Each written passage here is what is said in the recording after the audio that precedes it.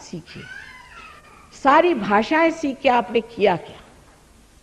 ये सोचिए कि सारी भाषाएं सीख के हमने झगड़े खड़े किए, उसके बाद धर्म सीख के हमने क्या क्या झगड़े खड़े किए।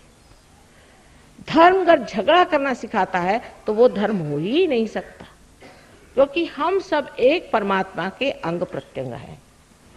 इस एक परमात्मा के अंग प्रत्यंग अगर आप एक हाथ दूसरे हाथ से लड़ने लग जाए तो उसे एक माँ क्या कहेगी, बेटे तुम देखो तो सही, तुम दो हाथ जो हो एक ही शरीर के हो। अब जब हम देखते हैं कि जहां देखो वहां धर्म के नाम पे भी लड़ाई होती, तो कल के बच्चे कहेंगे कि ऐसे धर्म से भगवान बचाए रखे और ऐसे भगवान से भी भगवान बचाए। आपके बच्चे ही कल कहेंगे हमें ऐसा धर्म चाहिए नहीं। जिसके लिए आज आप कह रहे हैं वही चीज कल दुत्कारी जाएगी और छूट जाएगी, क्योंकि उसकी सत्यता दिखनी चाहिए, उसका रिजल्ट दिखना चाहिए, पता होना चाहिए लोगों को कि इसमें क्या फलश्रुति, इसमें क्या फल मिला। कोई घर में अगर बबूल बोए तो लोग कहेंगे भाई बबूल क्यों बो रहे हैं? कह ले इसलिए कि इसमें से कांटे उगेंगे। कांटे क्यों बो रहे हैं? कांटे इसलिए बो रहे हैं कि लोगों को चुभेंगे। अच्छी हालत है आपकी, ऐसा क्यों सोच रहे हैं? मैं चाहता हूं कि सबको चुभे जिससे लोग मुझे गालियां दें। बड़ी अच्छी बात है। इस तरह की सारी ये बेवकूफियां एक के बाद जो हम करने चल जा रहे हैं, इन बेवकूफियों का खत्म करने का अब समय आ गया है। अगर आप इसे खत्म नहीं करिएगा तो परमात्मा इसे भी खत्म करेगा और आपको भी खत्म कर देगा। गलत बातों को लेकर के आप परमात्मा को मत खराब, उनका नाम खराब नहीं। गलत चीजों को ये न कहिए कि परमात्मा ने कहा है, ये भगवान ने कहा है, कभी नहीं कह सकते। इतनी गलत गलत बातें हम लोगों ने इस तरह से प्रचलित कर ली हैं और उनके बहुत से एजेंट्स बीच में बैठे हुए हैं। हर एक धर्म में, कौन से धर्म में नहीं, ईसाई धर्म में है, मुसलमानों में है, सिखों में है, हिंदुओं में कुछ कमी नहीं, हजारों। कौन से धर्म में इसके एजेंट बैठे नहीं है बताइए? सब पैसा कमा रहे हैं, पैसा बनाने के धंधे। अरे भाई, जो परमात्मा को एक पैसा नहीं समझ में आता है। आप अगर मुझे कल कहें कि माँ एक बैंक के लिए चेक लिख दो, तो मैं कहूँ भैया तू लिख, मुझे नहीं आता। वैसे दुनिया भर की अकल है, लेकिन बैंक लिखने की अकल नहीं, क्योंकि बैंक मेरी समझ में नहीं आती। जिस परमात्मा को पैसा समझ में नहीं आता है, उसके नाम पर आप लोग पैसा कमा रहे। सिर्फ पैसा कमाने का एक धंधा शुरू हुआ, अब हत्या करने का धंधा शुरू हो जाएगा। उससे आगे जाकर के सारे कुकर्म करने का भी धंधा शुरू हो जाएगा। आपने तो सुना ही होगा कि पूर्व काल में ऐसे ऐसे अपने यहाँ मंदिर भी हुए जहाँ दुनिया भर के कुकर्म लोग परमात्मा के नाम पे करते थे। ठगी जैसी चीज अपने यहाँ चल पड़ी थी। ये सब करने से, ये सब बुराइयां करने से परमात्मा की सिद्धता न होते हुए लोग परमात्मा को दोष देते, और आपके बच्चे कल कहेंगे कि परमात्मा चीज है ही नहीं। जितनी आपने धारणाएं बनाई हुई हैं दुनिया भर की, कम्युनिज्म है, आपके एक साम्राज्यवाद है, तो कोई कहता है कि स्वतंत्रतावाद होना चाहिए, कोई कहता है प्रजातंत्रवाद होना चाहिए। दुनिया भर के तंत्र फंत्रवाद बना करके, और मिला क्या आपके हाथ में, ये सोचना चाहिए। आज अमेरिका में जाइए तो किसी की जान सुरक्षित नहीं है, दिल्ली में ही नहीं। मुझे को सब कह रहे थे कि वहां चूड़ी उड़ी, अब दिवाली के दिन तो भाई पहनना ही पड़ता है, ये उतार के जाइए नहीं तो लोग नोच लेंगे। ये तो आपके दिल्ली में बिल्ली जैसे हालत हो गई इंसान की, और यही हालत आपके और जगह हो रही। तो ये सब जो आपने बहुत कमालात करके रखे हुए हैं, जिसको देख के लोग चकाचौंध हो रहे हैं दुनिया में, जहां जाइए वहां आतंक। कोई सी भी धारणा कहीं भी फलीश्रुत नहीं है। हम रशिया भी हो आए हैं, चाइना भी हो आए हैं, और हम अमेरिका भी हो आए हैं, और सब एक ही नमूने हैं। सब अपनी गर्दन खुद या हाथ से काट रहे, नाक भी काट रहे, और हम उनके पीछे चले जा रहे हैं अपनी अकल लगा करके। तो सबके सबको अगर नर्क में जाना तो बहुत ही आसान है, लेकिन अभी नर्क में थोड़ी जगह होने दीजिए। एकदम से सबको वहां जगह कैसे होगी? थोड़ा इंतजाम पहले हो जाए, नहीं तो वहां आप माँ को तो ये ख्याल रखता है चाहे नर्क में जाए लेकिन इंतजाम हो जाए जहां बच्चे बैठ जाए। इस तरह की जो हम लोगों ने एक हवाई चला दी है, उससे असलियत बहुत दूर है, बिल्कुल दूसरी तरफ। ये अंधेरा है, ये कोहरा है, जिसके अंदर आप धसे चले जा रहे हैं, और परमात्मा की तरफ उठना, उनकी तरफ आंख उठाना, ये असलियत है। परमात्मा ये एजेंट लोग आपको कहां से देंगे? तो एजेंट है पैसे बनाने वाले लोग। आप ही बताइए कि इन फूलों को फल होने के लिए कितना पैसा आप देते हैं? इस पृथ्वी माता को आप कितना पैसा देते हैं जिसने आपको सस्य श्यामला इतनी मदद की? इतना आप लोगों ने हाहाकार मचाया है।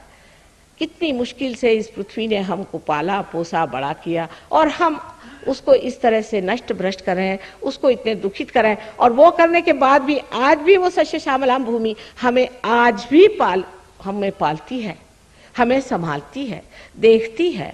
ये विचार करते हुए भी हम ये नहीं समझते कि हम कौन से रास्ते पे धंसे चले जा रहे हैं। जितने भी परमात्मा के दूत हैं, समझ लीजिए ये जो पंच महाभूत हैं, ये परमात्मा के दूत हैं, ये उनके एंजल्स हैं जो हमारी सारी मदद करने के लिए तैयार हैं। लेकिन हम ही है कि हमारी गर्दन काटने पे आमादा है। उससे तो परमात्मा क्या करे? या आपके अंदर कुंडलिनी भी है, सबके अंदर सुंदरता से बैठी हुई है आपकी माँ कुंडलिनी बैठी हुई है, 3.5 चक्र में व्यवस्थित रूप से बैठी हुई है। बेचारी इंतजार में कि बेवकूफ रास्ते पे तो आए। फिर इसके अंदर चक्र भी आपके सुंदर से बने हुए हैं और कितनी सुंदर व्यवस्था परमात्मा ने सारी कर दी है। अभी तो ज्ञान ही नहीं हुआ बेटे, अभी आंख ही नहीं खुली तुम्हारी। जिस वक्त तुम्हारी आंख खुलेगी तब तुम जान लोगे, तब तुम समझ लोगे। अरे हम किस अंधकार में डूबे हुए थे, कहीं तो अहंकार के अंधकार में, तो कहीं डर के अंधकार में, कहीं और किसी गलत चीजों के लालसा के अंधकार में, सारे षड्रिपियों से ढके हुए हम कहाँ चले जा रहे हैं। ये सारी आपके अंदर चीजें बिल्कुल है। अब इसमें आप वाद विवाद क्या करेंगे साहब? बहुत से लोग मैं देखती हूँ डंडा वंडा लेके मेरे सामने खड़े होते हैं। मैंने कहा क्यों? कहने लगे कि वो तो बता रहे थे कि कुंडलिनी उठाने से होता है। मैंने कहा अच्छा उन्हीं के पास जाओ। तो कोई कुछ भी बता रहा है, कोई अगर कुछ भी कह रहा है, न्यूज़पेपर में छप रहा है कुछ, तो उसमें लगता क्या है? आप एक सफेद सफा लेकर उसमें छाप दीजिए। जो कोई भी कुछ छाप देता है, क्या वो शास्त्र है? वो क्या परमात्मा की बात है? नानक साहब ने कितनी मेहनत की कि जितने रियलाइज लोग थे उन लोगों को ग्रंथ साहब में बांध दिया, ग्रंथ साहब में बांध दिया, नामदेव को बांध दिया उन्होंने। और अभी परसों मैंने सोचा कि नामदेव के मंदिर में किसी ने हत्या कर दी। हरे राम राम। वो नामदेव, उनकी क्या बात बताएं आपसे? उनको तो सिर्फ नानक साहब ही समझ सकते। नामदेव जिस वक्त में गोरा कुम्हार से मिलने गए तो उन्होंने ये शब्द कहे, देखिए कितनी सुंदर बात कही है, देखिए उनकी सुंदरता देखिए और हमारी घृष्टता देखिए और बेवकूफियां देखिए। अब गोरा कुम्हार तो कुम्हार आदमी बेचारा, जिसको कहना चाहिए शेड्यूल कास्ट है, और ये दर्जी, उसको देखते ही साथ कहते हैं निर्गुणाचा भेटी आलो सगुणाशी। निर्गुण के भेंट में मैं पहुंच गया सगुण के पास, तू सगुण में निर्गुण खड़ा हुआ है।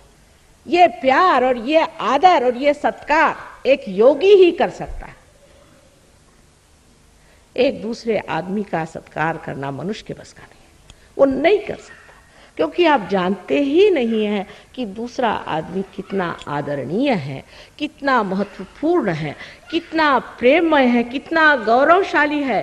आप तो बस कोई मिनिस्टर आया उसके पीछे दौड़े, वो कल चला गया उसको छोड़ दिया, दूसरे के पीछे दौड़ लिए। आप में कोई स्थिरता तो है नहीं कि किसके पीछे जाना है, किसके पीछे दौड़ना है। आपकी अपनी कोई प्रतिष्ठा हो तो आप दूसरे प्रतिष्ठा को पहचान सकते हैं कि ये साक्षात प्रतिष्ठा हमारे सामने सगुण बन के खड़ी हुई है। लेकिन आपके पहचानने के लिए आंख है कहाँ? उसके लिए भी एक आंख होनी चाहिए जिसके अंदर ज्योत होनी चाहिए। हजारों लोग लिख गए, कितनों ने कह दिया, लेकिन हम आज भूले ही भटके घूम रहे हैं। और इन हिंदुओं का क्या कहना? इस तरह के अत्याचार स्त्रियों पे किए हैं, सीता जी से लेकर अभी तक, उसके अभी तक पाप भर रहे हैं। और इन ईसाइयों से तो भगवान बचाए रखे। इससे बढ़ के महामूर्ख कहीं ढूंढे तो बता देना मुझे। ईसा मसीह के बारे में सारी गलत सलत बातें आजकल तो ये कह रहे हैं कि ईसा मसीह एक इंसान थे। इनको किसने बताया? ये इंग्लैंड में एक साहब ने ये कहा है, बहुत बड़े आदमी है, बिशप ऑफ डरहम उनका नाम है, कि ईसा मसीह एक सादे आदमी थे और उनका अपने जैसा जन्म हुआ है। ये तो उनके कुछ शिष्य थे ऐसे ही अनपढ़, उन्होंने ऐसे कह दिया। इनसे जाके पूछिए कि आपको ईसा मसीह के बारे में क्या मालूमात है? उनको जानने के लिए आपके पास दृष्टि है? आपके पास क्या वो लियाकत है जो आप ईसा मसीह को बता रहे हैं? क्योंकि आपको किसी ने इलेक्ट कर दिया, वहां से किसी ने बिशप बना दिया, वहां से किसी ने पोप बना दिया, तो हो गए बड़े आदमी। इसी प्रकार इन लोगों को सर पे रख के आप ढोल बजाते घूमिए। ये ढोल सारे नर्क के बज रहे, मैं आपसे बता रही हूं। गलत आदमी के पीछे जाकर के अपने को और अपने बच्चों को नर्क में मत ले जाए। सारे धर्मों में यही अधर्म भरा हुआ। धर्म सिर्फ एक विश्व धर्म परमात्मा का है, और वो धर्म है परमात्मा को पाना। आज तक मुझे बता दीजिए किसने ये बात नहीं कही? मैं कोई आज कह रही? क्या वो सब लोग झूठे थे जिन्होंने कहा? कहे नानक बिना आपा चीन्हे मिटे न भ्रम की काई। कितने लोगों ने आपा को चीना? कहने वालों ने कह दिया, 1000 बार कह के चले गए। उनको तो जब वो जिंदा रहे तो सता सता करके मार डाला, और आज सबको फिर मार रहे हैं वही। मैं कहती हूं खबरदार, सब लोगों को एक मां की तरफ से मैं आज खबरदारी देती, इससे आगे बढ़ने की जरूरत नहीं। सीधे खड़े होकर के अपना सहयोग में आप प्राप्त करिए, और शान के साथ में योगी जन बनिए। इस निर्गुण को प्राप्त करिए जो चारों तरफ छाया हुआ आज हमारे सम्मान में बैठा, हमारे आदर में बैठा, उसको प्राप्त करिए। बेकार की चीजें ये उठा उठा के आप सर पे ले जाने वाले हैं क्या? जो चीज ले जाने की है वो इतनी आसानी से जब मिलती, जब ये हीरा इतना आसानी से मिलता है, तो उसे क्यों न प्राप्त किया जाए भाई? मुझे तो मनुष्य की बुद्धि समझ में नहीं आती। मेरे पिता समझा समझा के हार गए, कहते तुम्हारी समझ में नहीं आएगी। वास्तव में अभी तक भी मैं सीख ही रही हूं कि मनुष्य ऐसा उल्टी खोपड़ी से कैसे चलता, उसकी सीधी खोपड़ी क्यों नहीं है। और जब सब बता गए, खासकर अपने देश में इतने बड़े बड़े संत हो गए, अरे भाई कुछ शर्म करो। आज हमारे यहाँ कितने अनेक प्रश्न हैं, जैसे कि हमारे यहाँ कहा गया यत्र नार्या पूजन्ते तत्र रमन्ते देवता। जहाँ की स्त्री पूजनीय हो और पूजी जाए, वहीं देवता का रमण होता है। यहाँ जिस तरह से औरतों को सताया जाता है, हर हिंदुस्तानी यही सोचता है कि वो मर्द हो गया तो उसको अधिकार है कि औरत का ठिकाना लगा। जिसने आपको जन्म दिया वो आपकी माँ, जो आपके साथ खड़ी वो आपकी पत्नी, जो आपकी बेटी, ये सब स्त्रियां हैं। इन स्त्रियों के साथ आप जाति करते, फिर वो शेरनी बन करके और आपको ठिकाने लगा सकती हैं। लेकिन फायदा क्या है इस झगड़े से? इस झगड़े से कोई फायदा नहीं। ये झगड़ा इसलिए है क्योंकि आप जानते नहीं, आप एक ही रथ के 2 चक्के हैं, एक लेफ्ट में एक राइट में है, दोनों एक ही ऊंचाई के हैं पर एक जैसे नहीं। सहयोग में पिछली मर्तबा हमारे इच्छा के अनुसार और आनंद के साथ 51 शादियां हुई, और 51 शादी में एक भी शादी फेल नहीं हुई। बहुत सुंदरता से सब शादियां चल रही हैं। इतना आनंद आता है इन लोगों को देखकर।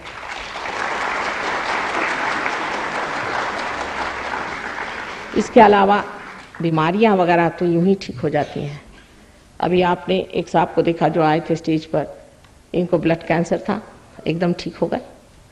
आपकी बीमारियां कम से कम इसी लोभ से आ जाओ, माँ है कि पहले कैस्ट्रॉल भी देना हो तो ऊपर से वो चॉकलेट लपेट के देती है। तो अच्छा भाई बीमारी ठीक करने आ जाओ, नहीं हम तो तंदुरुस्त हैं, हम तो पहलवान हैं।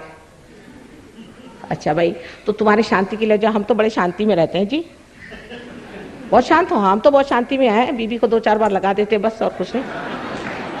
सारा गुस्सा बीबी पे निकाल देते, हम तो शांत बैठे हुए हैं, बहुत शांत है, आपके क्या कहने।